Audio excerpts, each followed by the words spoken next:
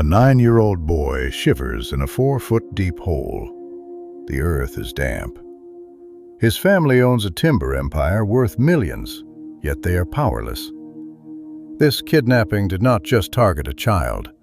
It breached a fortress of gold and wood. The tools were simple: one rusted Ford sedan and a ransom note. Land and liquidity could not protect the heir. Even the most stable security has a breaking point. George Weyerhaeuser thought he was walking to meet his sister. Instead, 2 strangers met him. He faced the reality of a snatch and grab. At 9, his existence was a line item on a corporate ledger. He was the prince of an industry fueling the American construction boom. He left his classes at the Lowell school. Then, the rhythm of the ultra-wealthy shattered. Within seconds, men shoved George into a car. He vanished into the Pacific Northwest mist. The kidnappers wanted to humiliate the establishment.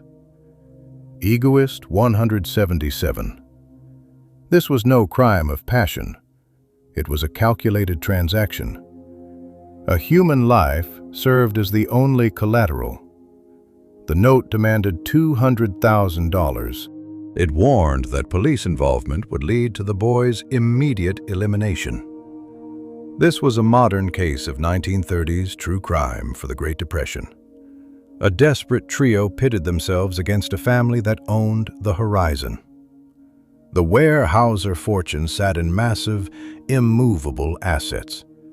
The kidnappers demanded something volatile. They wanted cash, small bills, and total silence. The family scrambled. Meanwhile, the FBI began a quiet mobilization.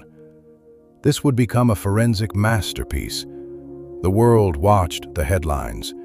Investigators looked for a microscopic flaw. When you steal from a dynasty this large, the money becomes a tracking device. No high-speed chase ended this operation. No shootout occurred. Instead, the conspiracy collapsed because of a $1 bill. This small piece of currency was the loose thread. It unraveled a $200,000 plot. The criminals thought they were smarter than the system. They were wrong. The Weyerhaeuser name was woven into the fabric of the American economy. The Ford sedan sped away from the school. The family fortune transformed into a glowing bullseye. To a kidnapper, a 9-year-old heir is not a person. He is a portable bank account. The clock was ticking. Negotiations moved from the boardroom to the backwoods. J.P. Weyerhaeuser Jr. managed vast logistics and silent boardrooms. Now, the stakes were his own blood. The timber machinery ground to a halt. The father became a desperate courier. He played by rules written by criminals. To bypass the press, the family used the Seattle Post-Intelligencer. They used the personal columns. Percy Minnie. He signaled his intent to pay the $200,000 ransom. The son experienced a primitive nightmare. It stood in contrast to his luxury estate. Captors blindfolded George with heavy adhesive tape. This deprivation made every bump in the road feel like a descent into the unknown. Issaquah. It was not a sophisticated hideout. It was a pit dug 4 feet into the forest floor. This damp rectangle of earth was covered by logs and brush.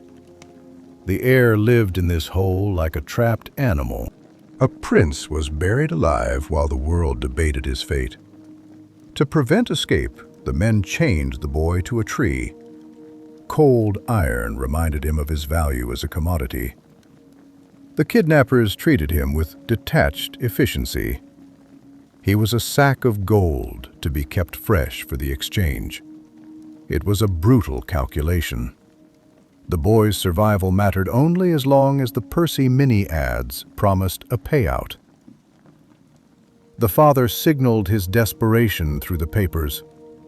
the kidnappers prepared to collect a weight in cash that no single man could carry. J.P. Weyerhaeuser Jr. was forced to abandon his empire to become a courier for the men who held his son. This wasn't a simple handoff, but a grueling physical ordeal that tested the limits of his resolve. The Federal Bureau of Investigation moved with a precision that the kidnappers had not anticipated. Under the direction of J. Edgar Hoover, agents began a monumental task of financial forensics before a single dollar ever left the Weyerhaeuser estate. They compiled a 45-page booklet containing every single serial number of the bills destined for the ransom drop. This was the Big Short of the era, a trap hidden within the currency itself.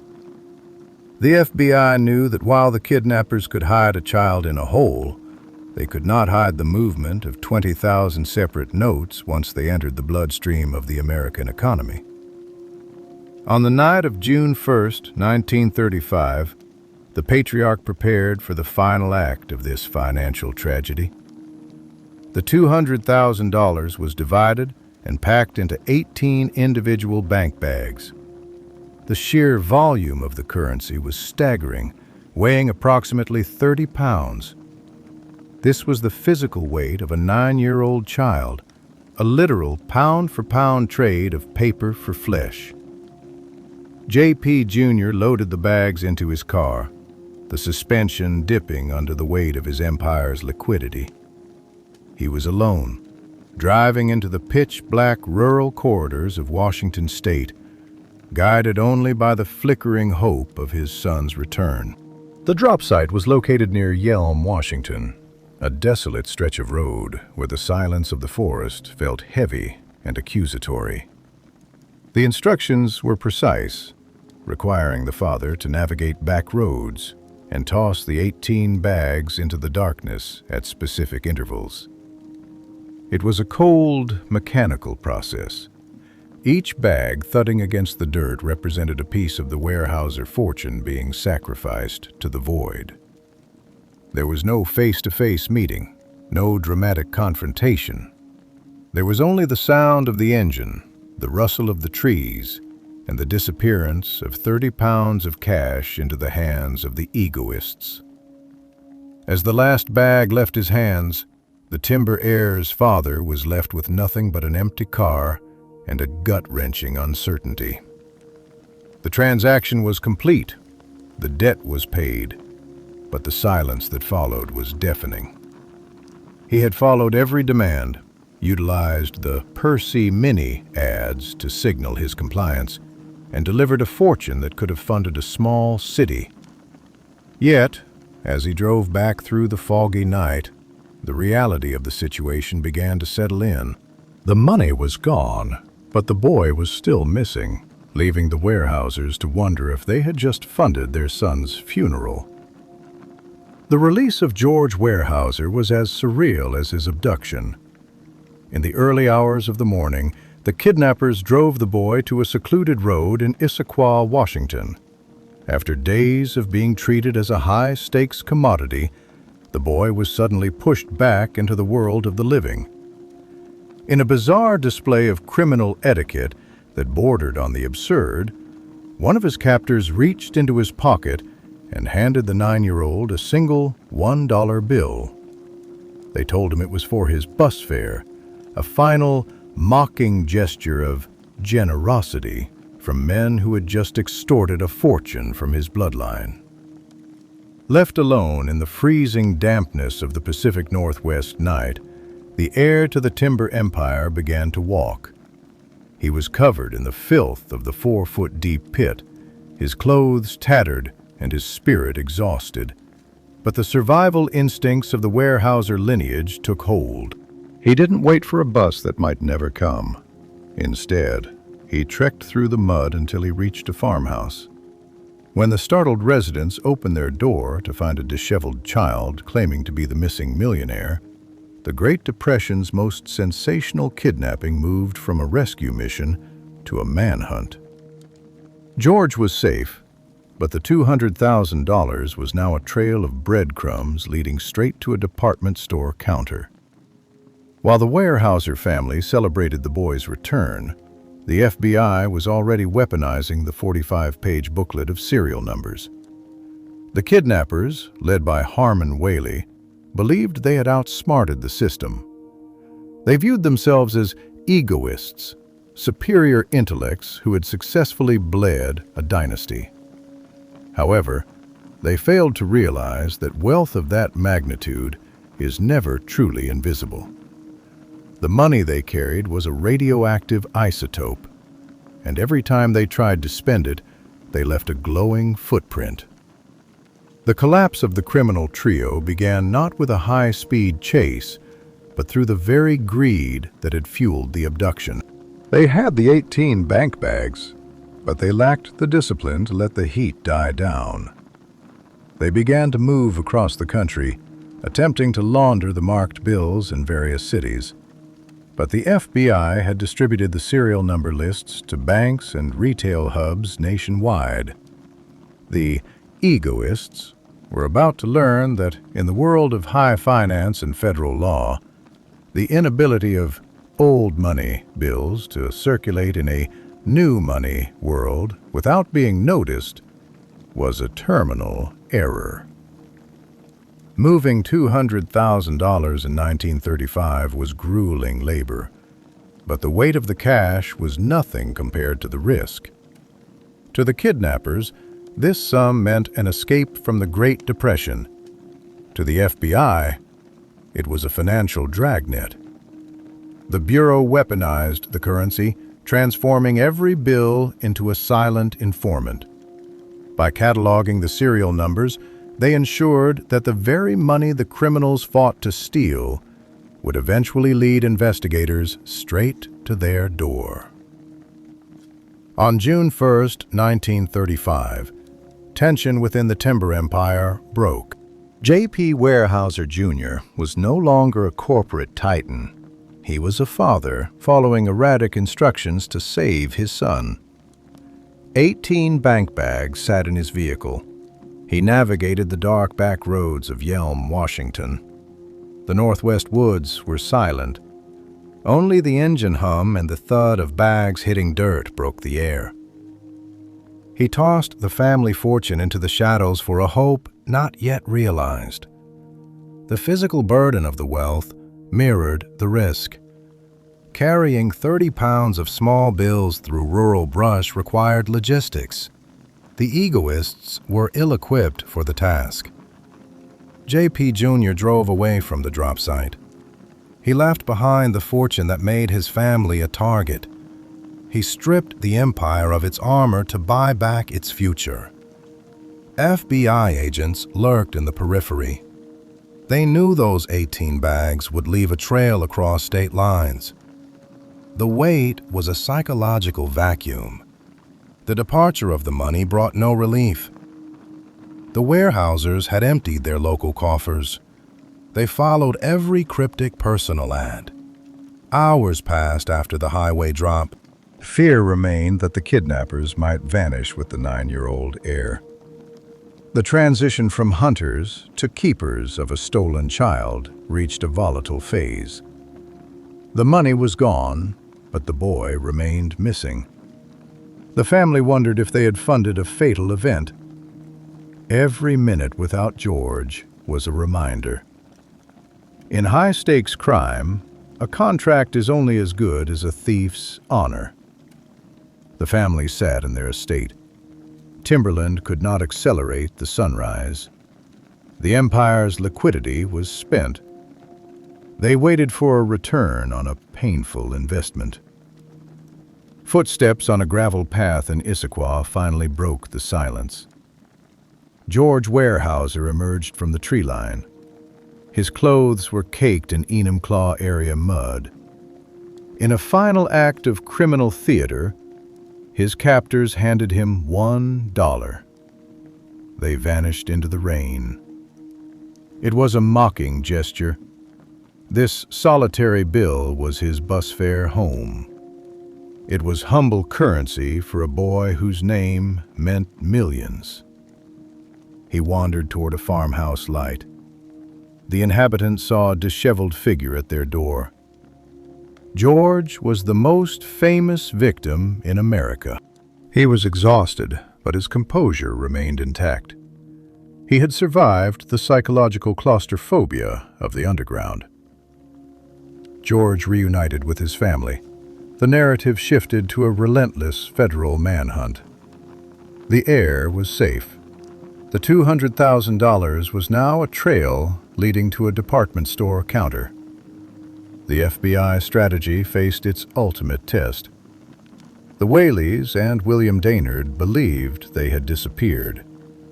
They were actually walking into a trap of paper and ink.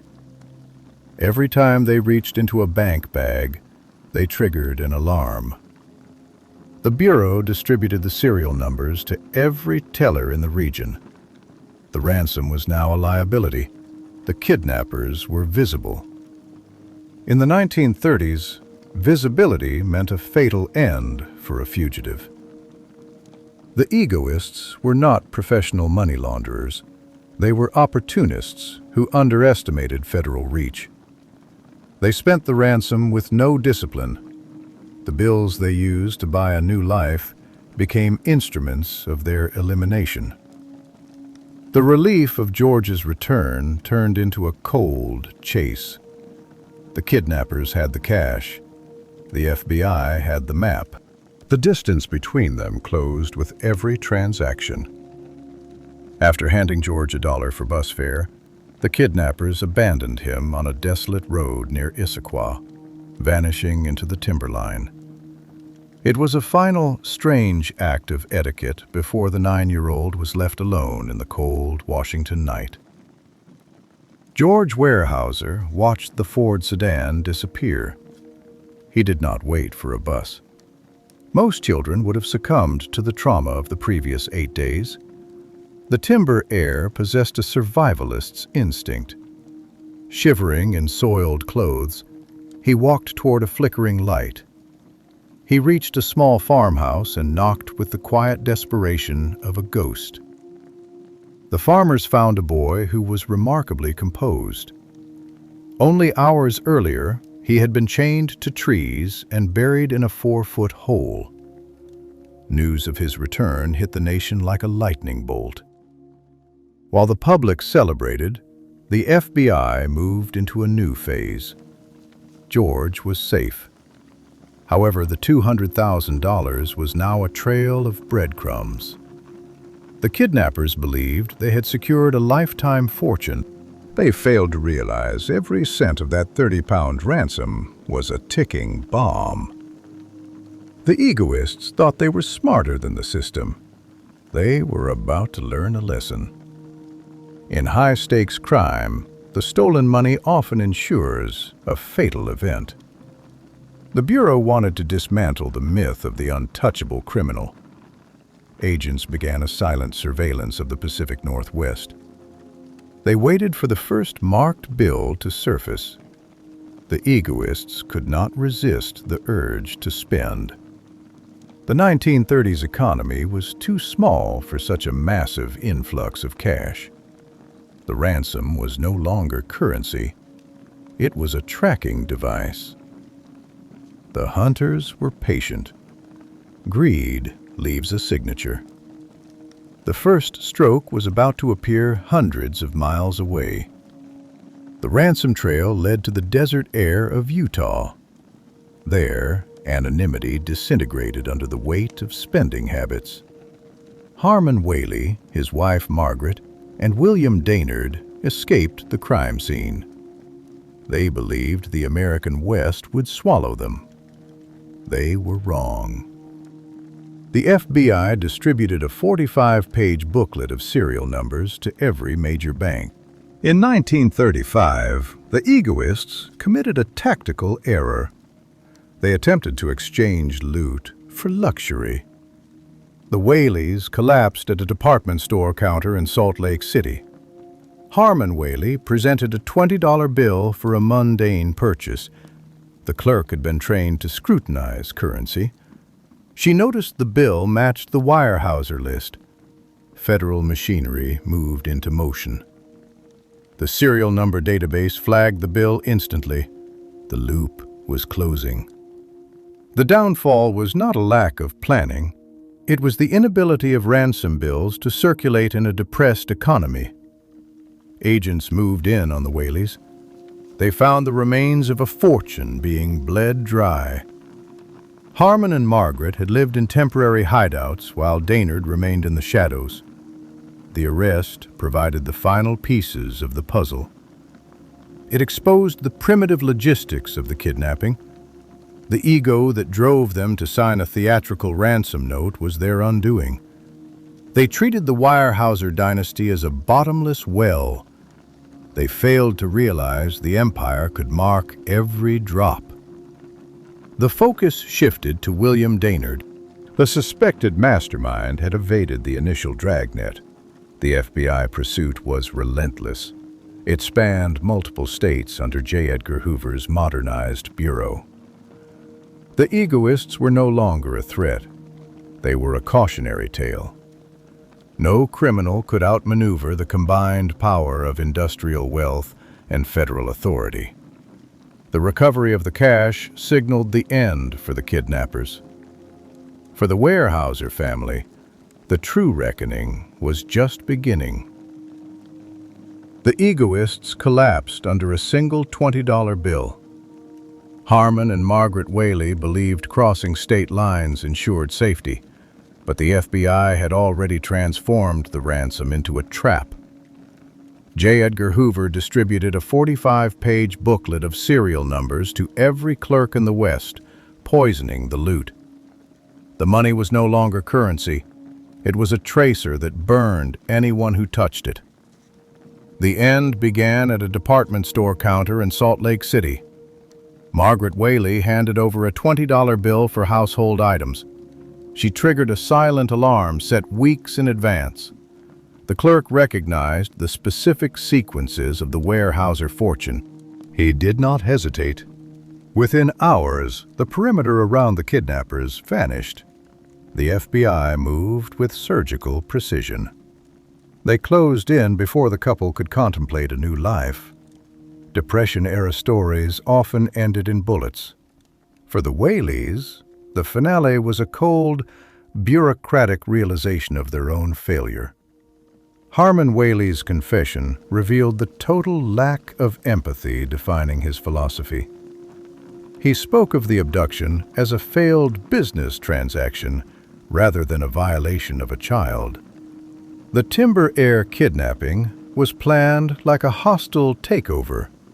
It unraveled because of a basic human error: the need to spend. Harmon and Margaret faced the Department of Justice immediately. The third partner, William Daynard, remained at large for a time with the largest portion of the money. The net tightened. The Weyerhaeuser history was about to record a final victory over the men who priced their bloodline. The legal system of 1935 moved with unrecognizable swiftness. Harmon Weyler received a 45-year sentence. This signaled that the era of the celebrity kidnapper was over. Margaret Weyler received 20 years for her role in the conspiracy. The Bureau showed no leniency to those facilitating the trauma of a minor. The message to the underworld was clear. You could rob a bank and survive. If you touched the children of the American aristocracy, the state ensured you never saw the sun again. Federal agents eventually cornered William Daynard in California. He received a 60-year sentence as the tactical mind behind the pit and chains. Cash recovery was secondary to the family's security. These mid-30s FBI cases fundamentally changed how wealthy dynasties protected their heirs. The era of the unprotected prince ended when the prison doors slammed shut on the egoists. The collapse of the trio closed the loop. They sought to exploit a timber empire but were drowned by its scale. The Weyerhaeuser case proved a 9-year-old boy might be a soft target, but his financial infrastructure was a fortress. With the perpetrators eliminated, national focus shifted to the survivor. The world watched George Weyerhaeuser. People wondered if he would remain a victim or emerge from the shadow of the Nisqually River to lead his father's empire. The trial was a public autopsy of a failed gamble. Every detail of the 4-foot-deep pit was laid bare. As the sentences were read, the Weyerhaeusers remained composed. They did not seek a spectacle. They sought the silence of the forests. The money was largely recovered and the criminals were caged. The dynasty had survived the nightmare. The boy traded for 18 bags of cash now had to decide if that price tag defined his future. The gavel fell with finality, closing a chapter of Great Depression crime for the public. But for 9-year-old George Weyerhaeuser, survival was a mandate to lead. He returned to the industry that made him a target, refusing to let the trauma define his future. Resilience is hard to quantify when moving from a dirt floor to a global boardroom. Many kidnap victims retreat into secluded luxury or permanent anxiety. George pursued rigorous normalcy. He attended Yale University. He served in the Navy during the global conflict. He buried the memory of the pit beneath duty and education. He officially entered the family business as more than an heir. He understood the cold, transactional nature of the world better than his peers. In 1966, George became president and CEO of the Weyerhaeuser Company. 3 decades had passed since his face covered every newspaper. His tenure was no ceremonial nod to lineage. He drove aggressive modernization. He transformed the logging firm into a high-tech powerhouse of forest products.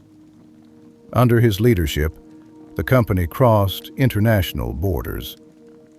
The boy once chained to a tree possessed a vision beyond the horizon. He managed the dynasty with the quiet stoicism his father used during ransom negotiations. The legacy of George Weyerhaeuser is a rare study in old money. He outlasted his captors. He outlived the investigators. He outpaced the headlines that sought to make him a footnote. He led the board for years before retiring to the Pacific Northwest. He passed away in 2022 at age 96. History remembers him as a titan of industry, not a victim of the 1935 ransom case. He saw the family fortune grow exponentially. The kidnapping remains a manual on the vulnerabilities of extreme wealth. George's life serves as the rebuttal to greed. The captors tried to reduce a life to a dollar amount. They failed to account for the boy inside the hole. Wealth can build a palace or dig a grave. The individual decides to stay in the dark or walk toward the light. A dynasty's greatest asset is its ability to endure. Subscribe to uncover the next chapter of history's complex fortunes. George's longevity was a silent victory over the men who held his life. William Daynard and the Whaleys faded into gray obscurity in federal prisons. George became the living embodiment of family history. He revolutionized natural resources. He shifted the empire toward sustainable forestry decades before the trend. This was more than business strategy. It was a profound investment in a future he nearly lost. The 1930s crime wave claimed many victims. George's survival became a blueprint for handling a crisis without losing a soul. The Weyerhaeusers kept their heads down while other cases became Hollywood legends. They focused on growth. George was a stabilizing force in the boardroom. He reminded the world that the dynasty was more durable than paper money. He was a bridge between Gilded Age expansion and global markets. Endurance is the hallmark of the Weyerhaeuser name. The ransom was a failed attempt to dismantle a legacy rooted in soil. George's journey from a 4-foot pit to corporate power proves a point. Money can buy temporary silence. It can never purchase the spirit required to lead an empire. The Timber King returned. He ensured his family would never be in the dark again.